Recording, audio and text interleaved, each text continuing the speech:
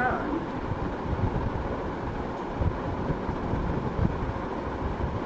well, you couldn't let me know.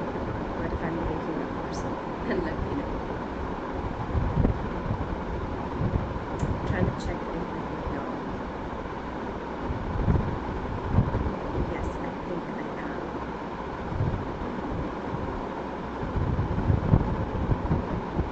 Yeah, I seem to be here. Hello, I'm Shree. I'm your English educator of grades 11 and 12.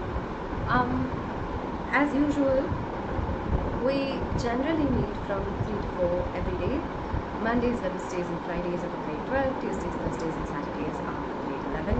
But unfortunately this time I missed my Wednesday class, so I have rescheduled it, and we are going to be doing Keeping Quiet today. It's the very last chapter in our Flamingo textbook, so that's good news.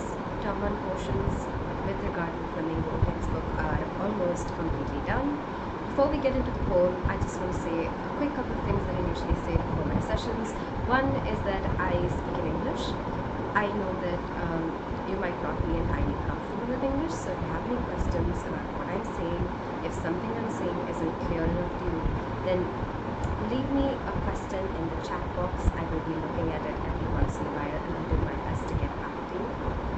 And tell me specifically what it is that you don't understand, so that I can repeat just that part or something like that. Another thing I want to tell you is that basically that I'll be looking at the chat box. So if you have, it's not necessarily like understanding English problems, but like you don't understand something I said, or there's a question you have about the text that we haven't covered, or there's a part of the text that you haven't understood, or a theme you're not really getting, then leave me a comment about that too, and I will be checking the chat for those as well.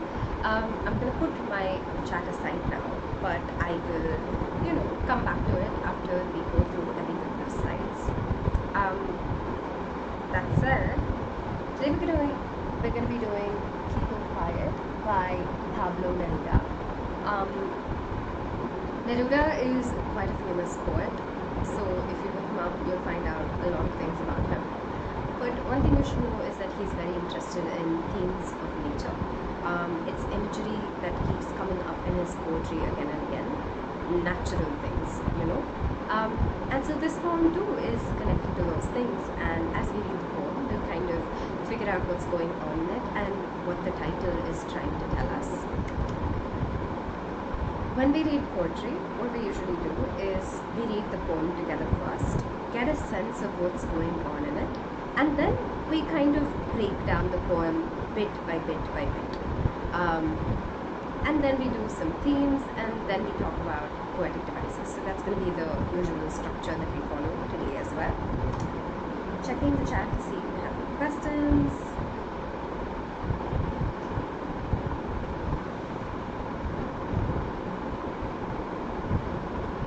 Okay, I see no questions. So I am going to go ahead and carry on, and I'm going to read the poem out for us.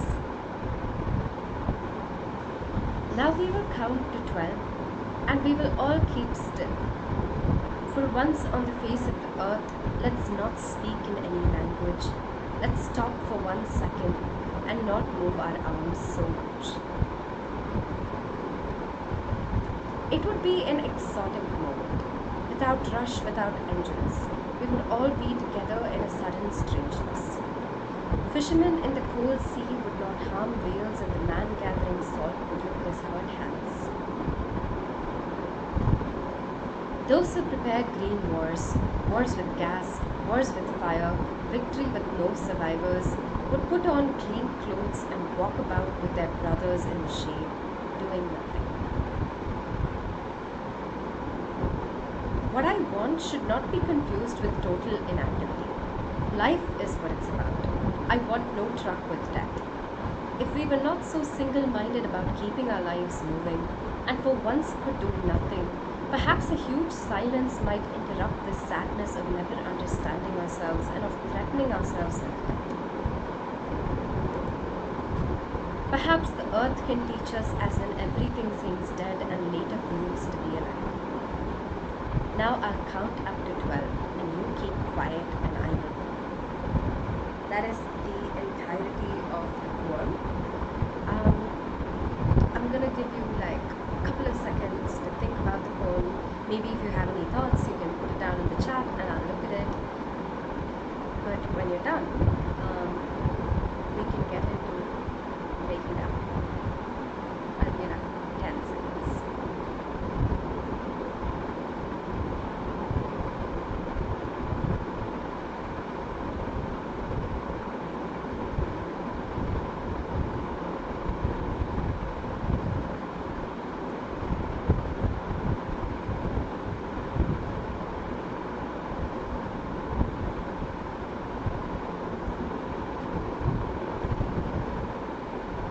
Okay, let's get into the poem. Now we will count to 12 and we will all keep still. So this idea of like somebody counting to 12, counting a specific set of numbers and then all keeping still brings back a lot of things in our minds, right? One thing that it should bring back if like you've played games as a child is that game called Statue, where somebody is like counting and then they turn around and everybody freezes. So that sort of counting and that sort of stillness should bring that imagery back up in your head. But also what's interesting here is the number here, right? 12. Why 12? Usually you pick a number like 10 or 20 or 15, some sort of multiple of 5 or some sort of multiple of 10.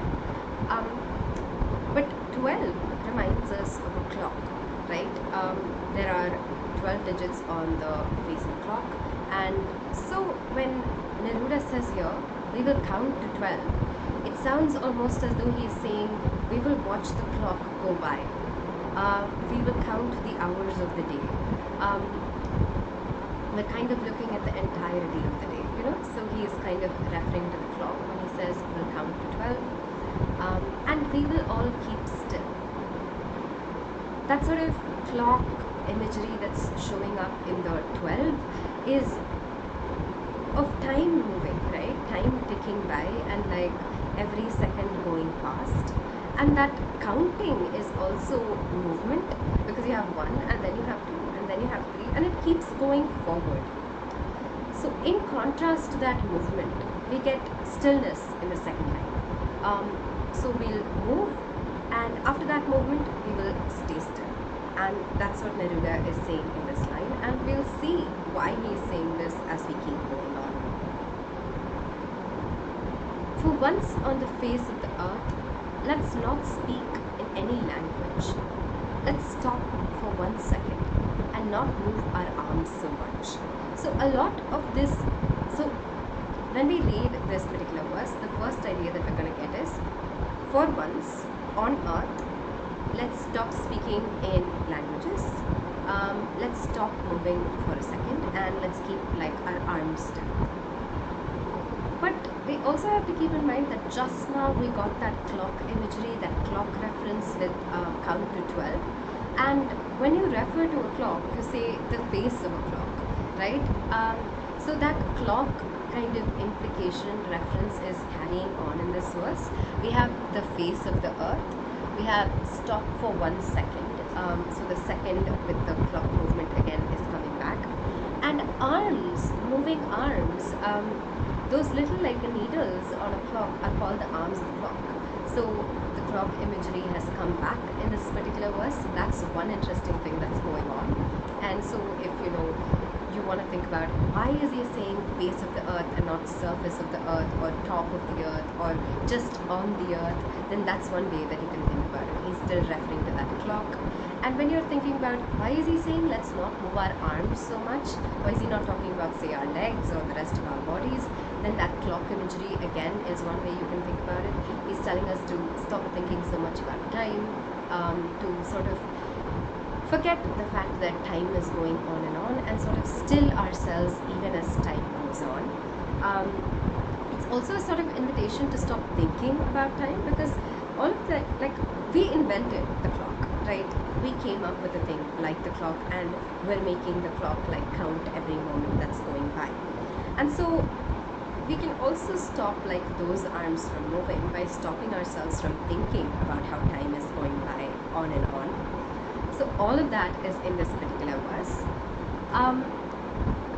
But there's also like other ways to read these lines, and let's think a little bit about why he might be focusing on the body part of the arms rather than like the legs or like the rest of the body. And while the clock reference is one part of it, another part of it is also that your arms are what you use to work. Generally there's like an association between moving your arms and working. If you're walking, you're swinging your arms. If you're washing dishes, you're using your arms. If you're writing, you're using your arms. Your arms become kind of like crucial to any kind of work that you do. So in asking us not to move our arms so much, he is asking us to not do any work for a bit.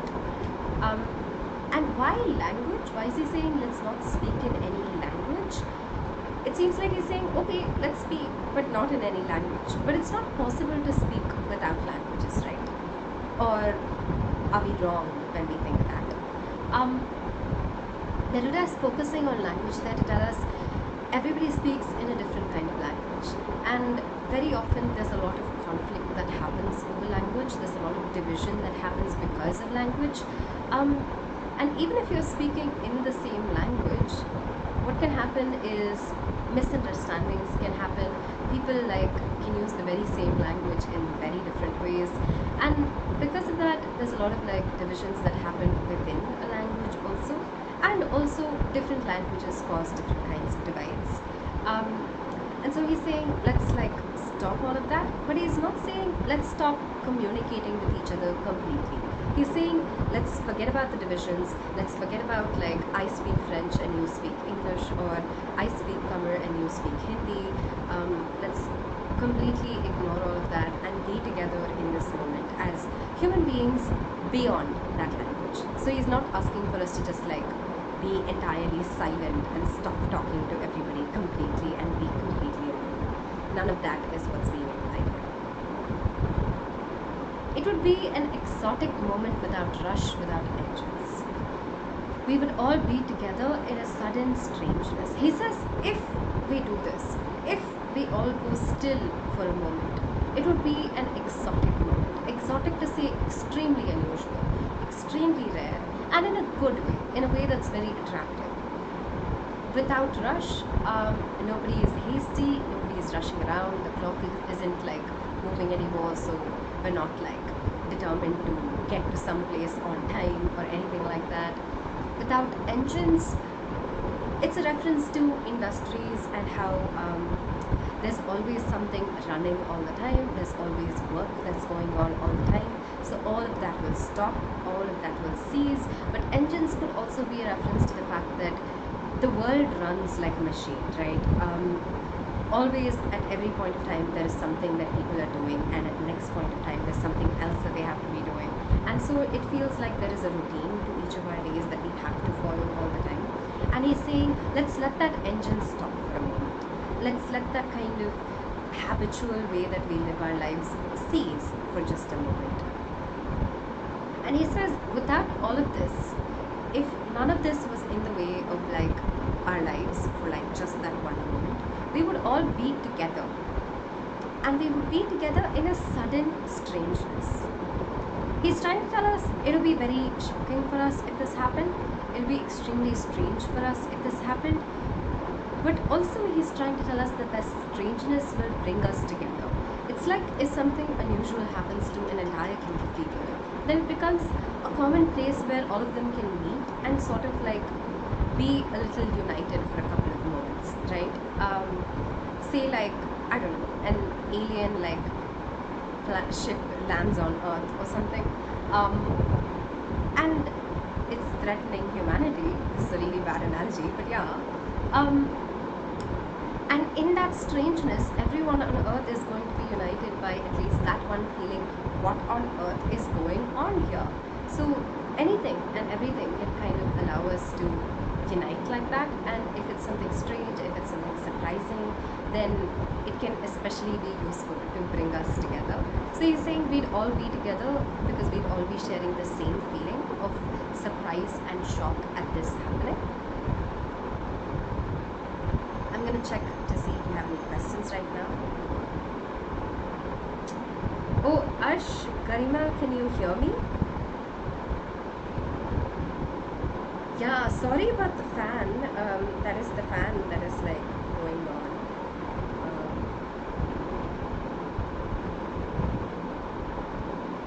But I hope you can hear me now. I'll hold the microphone up to my ears, and maybe that will be a little bit helpful.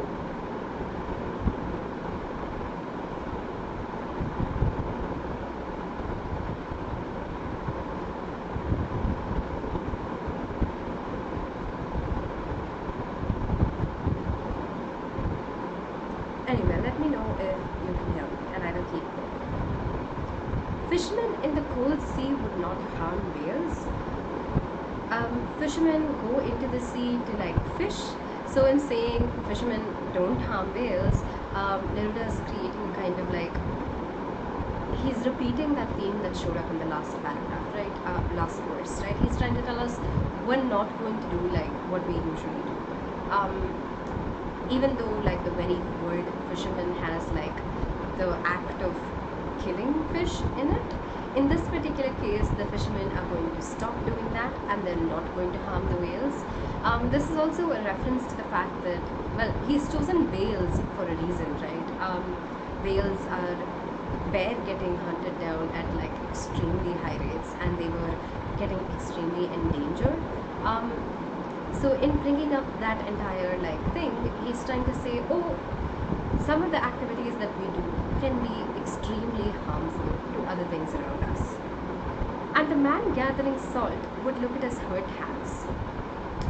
So gathering salt sort of, it injures the skin on your hands. So that's what Neruda is referring to here.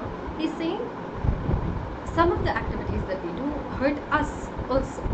And by putting both of these things together in the same verse, by putting, oh, when we fish, we hurt the whales, and when we gather salt, we hurt ourselves. By putting them together in the same verse, he's allowing us to connect both of them.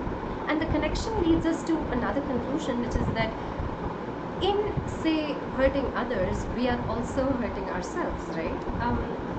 In destroying the ecosystem that we live in, we are also causing harm to ourselves. So that's the sort of implication that comes across from reading this verse, because both of those thoughts are individually in this verse. And when we read the entire verse together, both of them come together and let us think about how some of the activities that we do, we might think they benefit us, but they're harming others, and in the process, they are also going to come back and harm us. Those who prepare green wars are wars against the environment. Green generally refers to nature or something in nature. Wars with gas, wars with fire, that's nuclear wars, and regular wars always involve fire, artillery, gunfire. Victory with no survivors. And Neruda calls all of these wars victory with no survivors, by which he's trying to say you can destroy the environment, you can fight another country, and you might think you've won in the sense that you have successfully maybe deforested an area and set up an industry there, and that was your goal and you succeeded, and you've taken over another country and that was your goal and you succeeded. But there's so much loss in all of this. In that act of deforestation, you've destroyed a little bit of the ecosystem of the earth, which means that eventually everybody on earth is going to be harmed. In conquering another country, people in your army have died, people on the other side have died, nobody is going to be happy with any of this happening. And so what really was the point of all of this anyway? And so he's saying ultimately all of this is just going to lead to death, all of this is just going to lead to devastation and destruction and extreme unhappiness. So even if you win, you're not really winning. And if there are no survivors, then what is the point of such a victory? It's a futile victory, is what he's trying to say. What's also interesting is the word prepare here, right? You prepare for exams, you prepare for a presentation that you have to give. In saying you prepare these wars, he's trying to put a little more he's trying to suggest all of these people are planning it. You know, all of these people have it's not like a war just happens. It's not like we suddenly just end up in some kind of battle. The implication is that people have sat down, calculated what they're going to do, figured out like what's going to happen, and then they like plan for it to happen, right? So there's somebody who is actually like executing these wars. And he says all of these people would put on clean clothes and walk about with their brothers in the shade, doing nothing. And in this moment of stillness, which Neruda is wishing for the entire world, a lot of things happen. And in one of those things is this particular thing, and it's about people who prepare wars. And he says they'd all put on clean clothes. Clean clothes here doesn't mean like, oh, they'd like put off their old clothing and put on their new clothing at the beginning of the new day. It's figurative language, right? He's trying to say they have a lot of blood on their hands. They've done a lot of terrible things, and all of that is like weighing down on them. But for this moment, they're going to put all of that aside. They're going to remake themselves, put on fresh clothes, renew yourself, refresh yourself, become a new person. And they're going to walk about with their brothers in the shade doing nothing. Their brothers, this is a reference to all the rest of humanity, right? Neruda is pointing to the fact that all of these people who prepare wars like this, they generally have a lot of enemies, and he's trying to say you're going to stop thinking about all of these people as enemies. For this moment, you're going to think about the fact that actually all of you are related to each other. All of you are human beings. All of you are each other's brothers in spirit.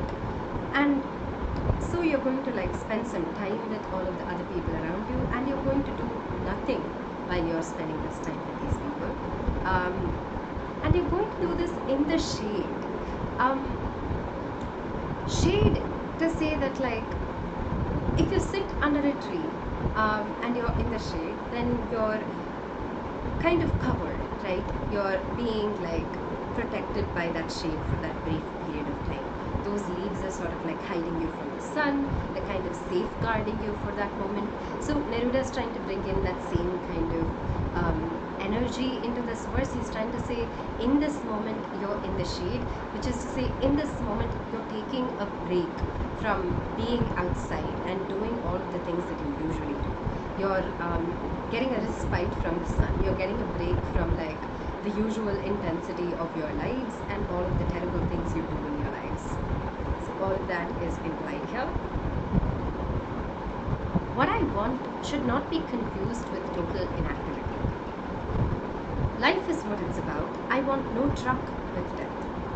And Neruda is saying, you know, I'm asking all of you to keep still, but that doesn't mean I'm asking you to stop being active, which sounds very odd. It sounds like a self-contradiction, because like if somebody is keeping still, then one would think that, you know, it means total inactivity.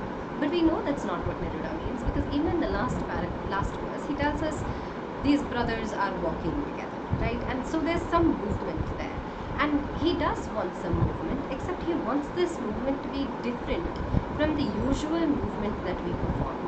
He wants us to kind of stop doing all of the things that we do all the time and try and do things differently.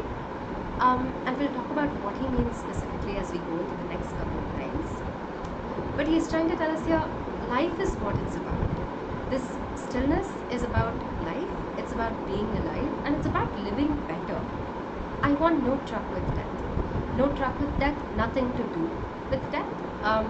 He's saying none of this is about dying, none of this is about such inactivity that there is an equivalence with death. It is about living. Don't confuse this with dying.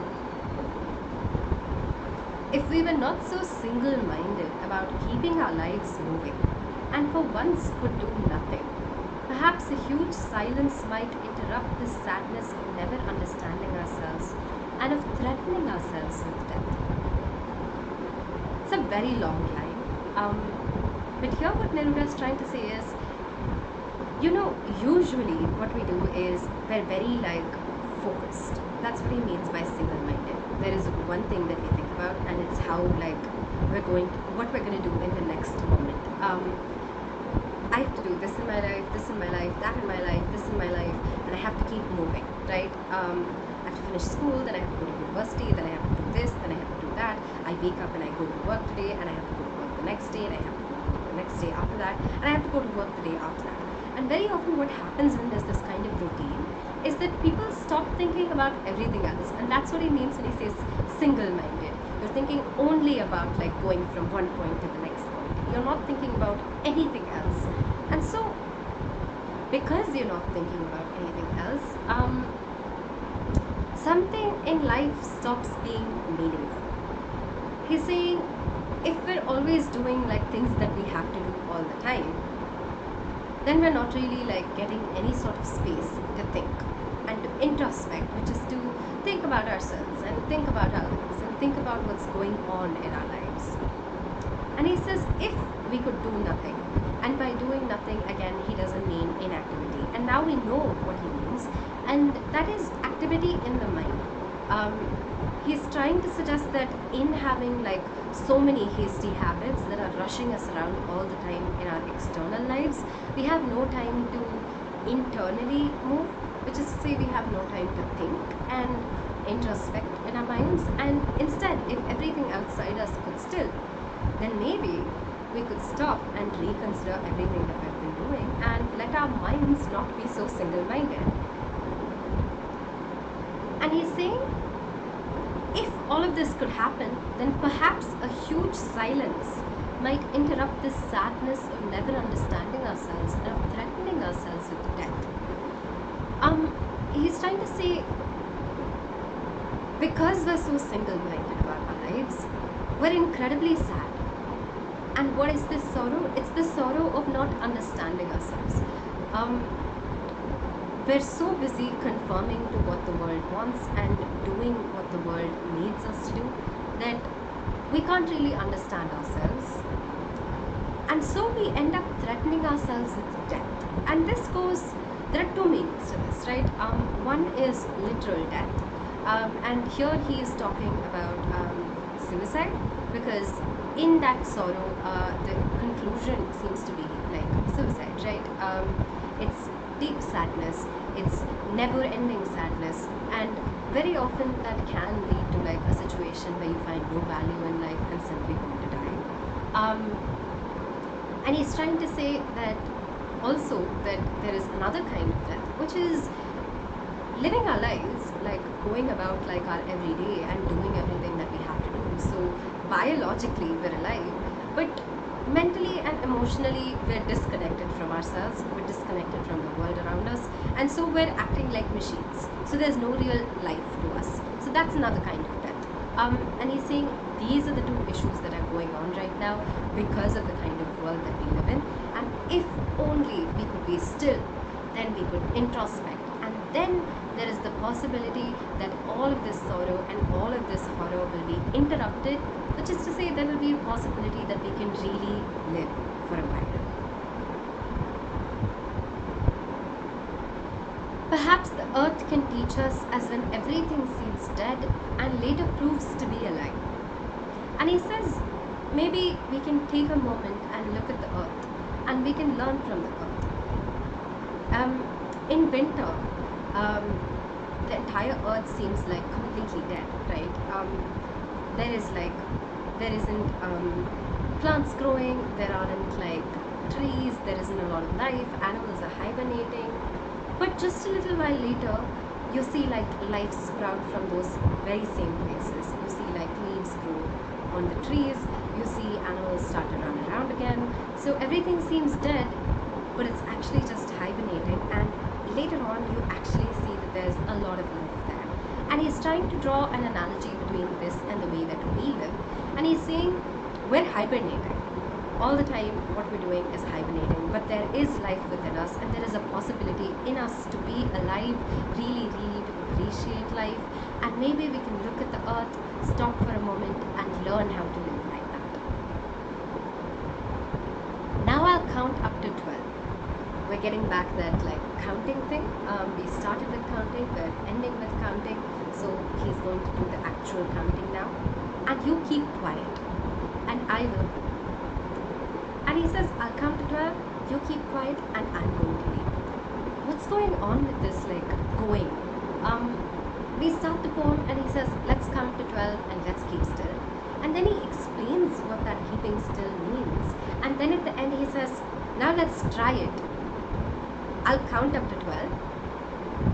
You, the reader, stay quiet. And I, the poet, will go. And he does go. The poem ends there.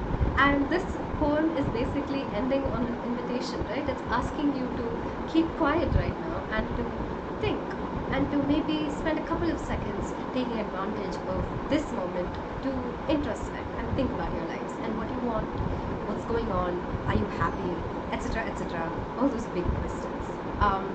And that's the note that the poem ends on. I'm gonna give you a couple of seconds to digest that, see if you have any questions.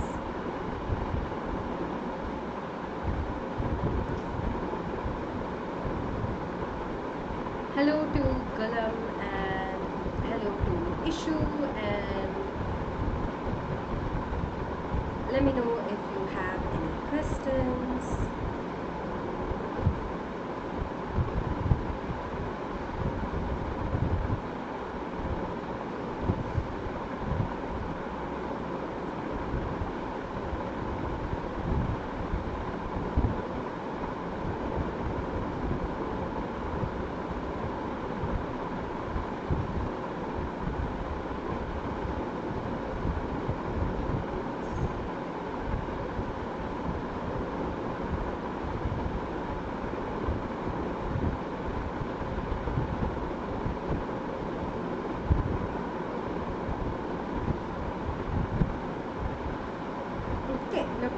Let's get into themes, and then let's do some poetic devices. Key themes, we get a list of what he thinks hinders life, everything from war to like machines to like the kind of harm that we cause our ecosystems. He's talking about how routine can kill our lives, work when it's very repetitive and it's something that we don't really want to do but do because we have to do something on this earth. All of that kind of like stops us from really living. It sort of makes us dead inside. All of that is something that we get in this poem. Yeah, another thing that we get in this poem is Neruda telling us to take a moment and stop thinking about other people as competition, to stop thinking about other people as some sort of opposition, some sort of things that are separated from us in bad ways necessarily, and to try and be together with everyone in a moment, to try and stop that sort of automatic running that we're doing that's, you know, there, here, all the time. That sort of like default running. And finally, this poem is, as I said, an invitation to think. He's trying to say, in keeping quiet, in being still, we're trying to think. So it's a stillness to our usual routine, and it's an awakening and very much a movement of our minds, right? That's what Neruda is inviting us to do in this poem. We're going to read the entire poem again once, and we're going to keep an eye out this time for poetic devices that you might see. So I will go ahead and read the poem, and you can go ahead and note down any like poetic devices that you see in the chat, and I will keep like taking a look at it. Now we will count to 12 and we will all keep still. For once on the face of the earth, let's not speak in any language. Let's stop for 1 second and not move our arms so much. It would be an exotic moment without rush, without engines. We would all be together in a sudden strangeness. Fishermen in the cold sea would not harm whales, and the man gathering salt would look at his hot hats. Those who prepare green wars, wars with gas, wars with fire, victory with no survivors, would put on clean clothes and walk about with their brothers in the shade, doing nothing. What I want should not be confused with total inactivity. Life is what it is about. I want no truck with death. If we were not so single-minded about keeping our lives moving, and for once could do nothing, perhaps a huge silence might interrupt this sadness of never understanding ourselves and of threatening ourselves with death. Perhaps the earth can teach us as when everything seems dead and later proves to be alive. Now I'll count up to 12 and you keep quiet and I will read. So first question, do you see a rhyme scheme in this poem?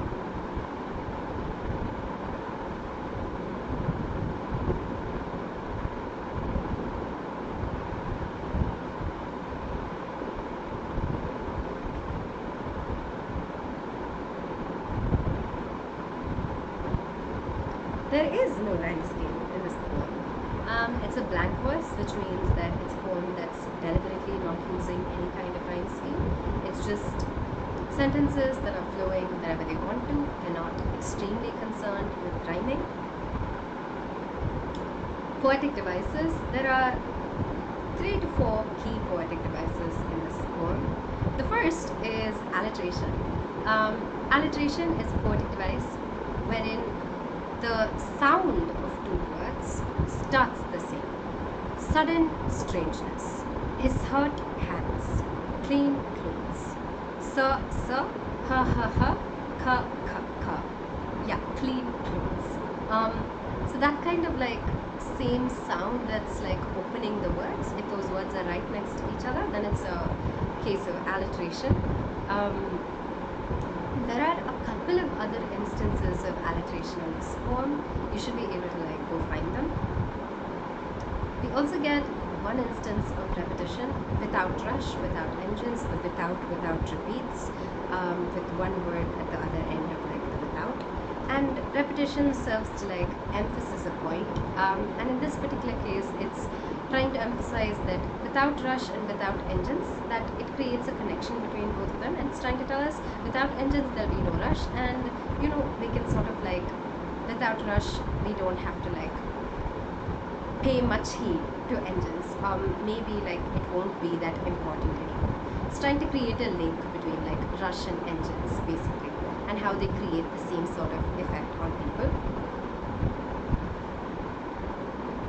There is also a case of personification. Perhaps the earth can teach us. Personification is a poetic device in which something that's inanimate, something that is not capable of performing actions per se, is performing actions. And in this case, it's the earth that's being personified. The earth can't actually like sit down and teach you a lesson. It's but here it sounds as though the earth can teach you a lesson, or at least the earth is being portrayed as though it can be a teacher, and therefore there's a bit of personification going on there. And we get some metaphor. We get metaphor in 2 moments. We get metaphor in clean clothes and in the shade. And clean clothes is a metaphor because it's not actually referring to like clean clothes, right? It's referring to a new leaf, a fresh start in life. For now, you're not going to be wearing your uniform that's bloodied and carrying out all of these acts of war. You are going to be somebody entirely new, entirely different from who you usually are. That's the implication of clean clothes. And in the shade, as we know, is also referring to something other than what it seems to be referring to. It's not referring to like being under a tree or somewhere that's shady. It's trying to say we're taking a break from the usual way that our lives work, and we're kind of resting in this moment.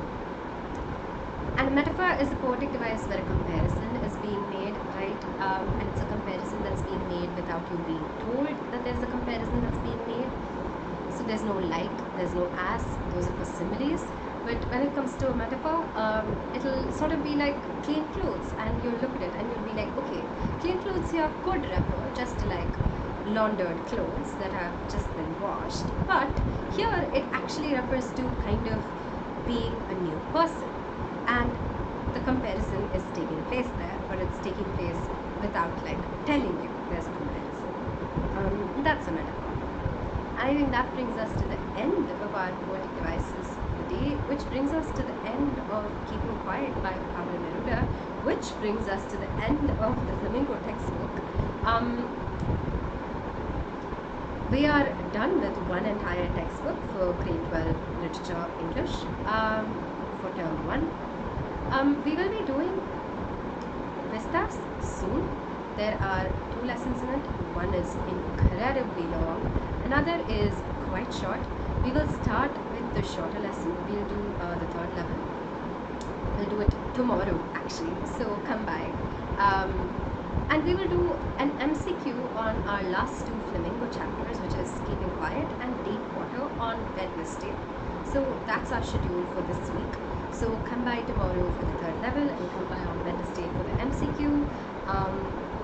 And after that, we will figure out how we're going to do the NB, that incredibly long 27-page lesson in this class. But thank you for being here today, and thank you for coming along with me as we did so much of the Flamingo textbook together. Yeah. Before you go, I want to tell you about some of the things that Unacademy has to offer you. One of them is the Learners app that is on Google Play and on the App Store.